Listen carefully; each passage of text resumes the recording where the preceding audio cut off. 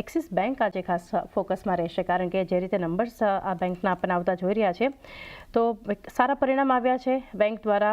એક નફો ફ્લેટ છે, પરંતુ એના ફ્રન્ટ પર જુઓ, નેટ ઇન્ટરેસ્ટ માર્જિન્સમાં, અસેટ ક્વોલિટી, બધા નંબર્સ સારા છે. ગઈકાલના સેશનમાં બેંક થોડું પ્રોફિટ બુકિંગ આપણને બતાવ્યું. આજે ફરી એક્સિસ બેંકના પરિણામને લીધે પણ એક નજર રાખવાની છે. આપ કઈ રીતે આ નંબર્સને જોઈ રહ્યા છો ને આપનો વ્યૂ લઈએ.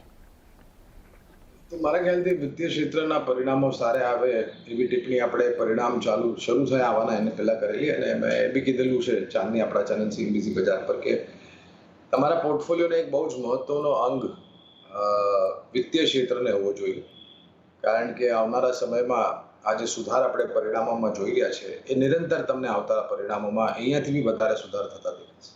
અને એના કારણે તમારે ચોખ્ખો નફો, loan book growth, interest income, margins અને એની સાથે જે રીતના વ્યાજ દરોમાં કાપણી શરૂ થઈ છે, 2 કાપણી જોઈ લીધી છે.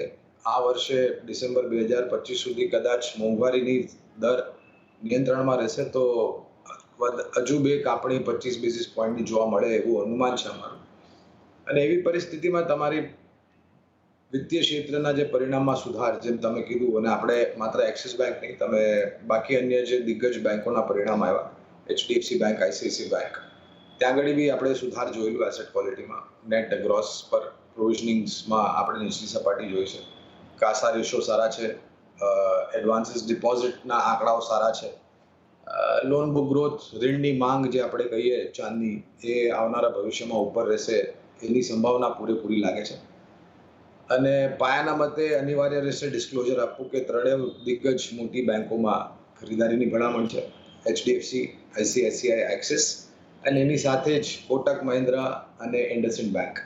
આ બધા પર બી લાંબા ગાળે રોકાણની ભલામણ છે. બધી